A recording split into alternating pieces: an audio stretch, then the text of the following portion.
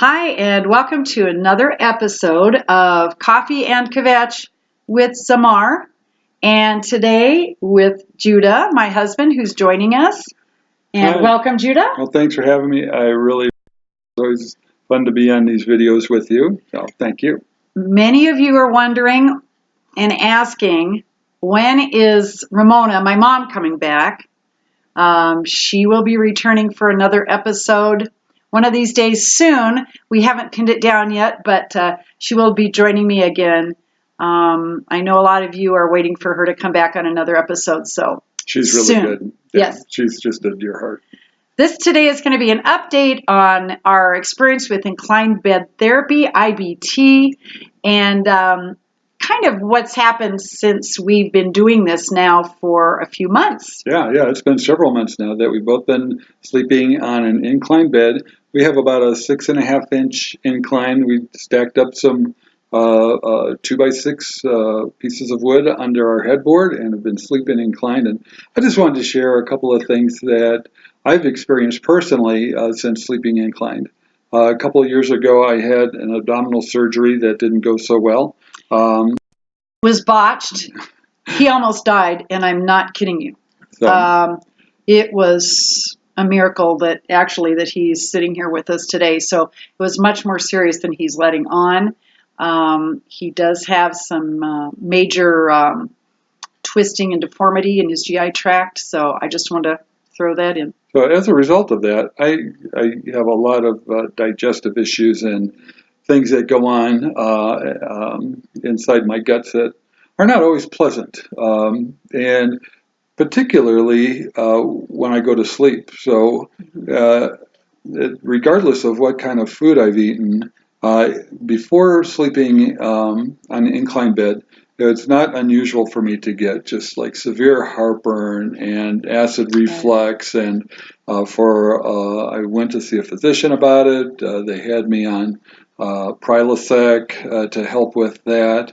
But I really wasn't too excited about taking a medication for the rest of my life. When you look at long-term side effects, things like that, absolutely. So even before going on an inclined bed, we both of us changed our diet to a mostly vegan diet, eliminating almost all meat from our diet and most dairy. And that helped somewhat, but still I would have a number of episodes of just reflux and heartburn and things like that. And since going on an inclined bed, I can tell you honestly that has virtually disappeared. It was amazing, and like day one, and it just kind of makes sense that stuff that still goes on in my stomach and in my intestines has a harder time making it back up my esophagus. I think I don't know the science behind it, but it just sort of logically makes sense that as I sleep, inclined, that it has eliminated all acid reflux. I've had maybe one or two episodes, and that's in over the past couple of months. So I just wanted to share that. I know there are a lot of anecdotal testimonies about the benefits of sleeping inclined, and I just wanted to share mine. And that's true. It's been since day one. He woke up and he said, man, I didn't have nearly the problems with my gut as I normally do at night. One of the other things you mentioned to me right away is that you slept more soundly in longer periods through the night. Oh, so thanks for reminding me of that. I appreciate it. So if I would sleep long periods of time, like 7-8 hours or something like that, my lower back and hips would start to bother me. And so I'd end up tossing and turning or getting up before I really wanted to or before I got a good night's rest. And that has, for the most part, diminished and gone away as well. So I can sleep a full night's sleep and not have this lower back or hip pain, regardless of whether I sleep on my side, sleep on my back, or whatever. That is virtually gone away as well. So again, I don't know the science behind inclined bed. And I don't know if this is just coincidental, but we started sleeping inclined and these things have gone away.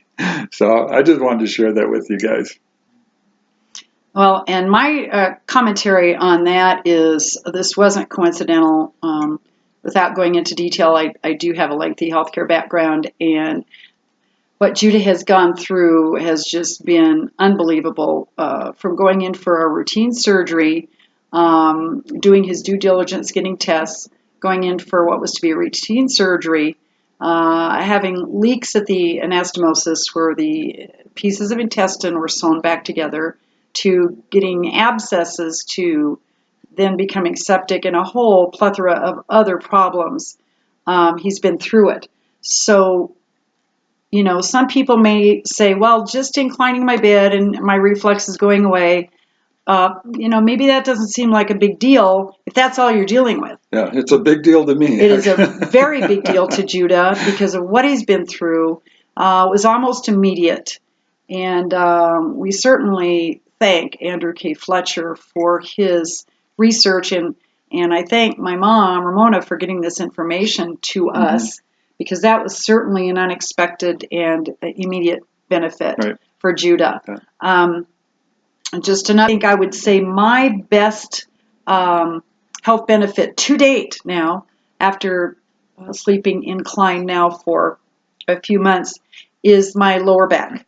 I have some other health issues that involve my back, and I have several lower back injuries that I've had in my life, work-related usually.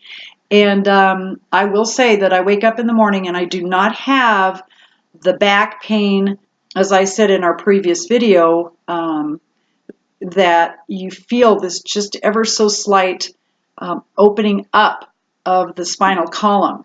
And that has just been a boon for me.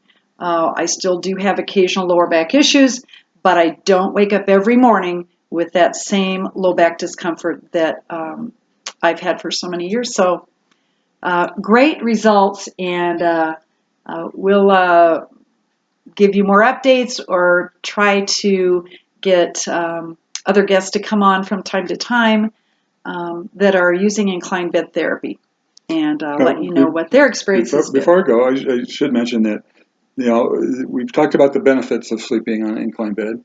I do have a tendency to slide down a little bit. Oh, I'm glad you brought that I up. will kind of scoop myself up, in the middle of the night. We do have a footboard at the end of our bed, so I sense my feet down there. But again, it's something I get accustomed to, so it doesn't really bother me. I don't see that as a problem, and certainly the benefits outweigh any of these minor issues related to just kind of a little sliding down in the bed.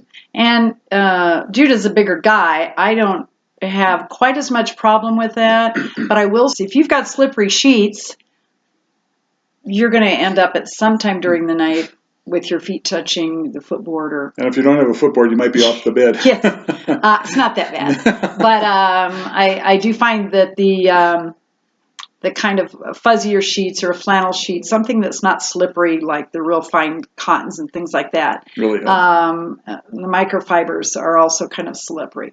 So just pay attention to that and put a bed on that has a little more friction, and that will help tremendously. So, but I think we can give it 2 thumbs up. 2 thumbs up from Zamar and Judah. Join us again for another episode of Coffee and Kvetch. What's up with that? Inclined bed therapy. Check it out. You'll be glad you did.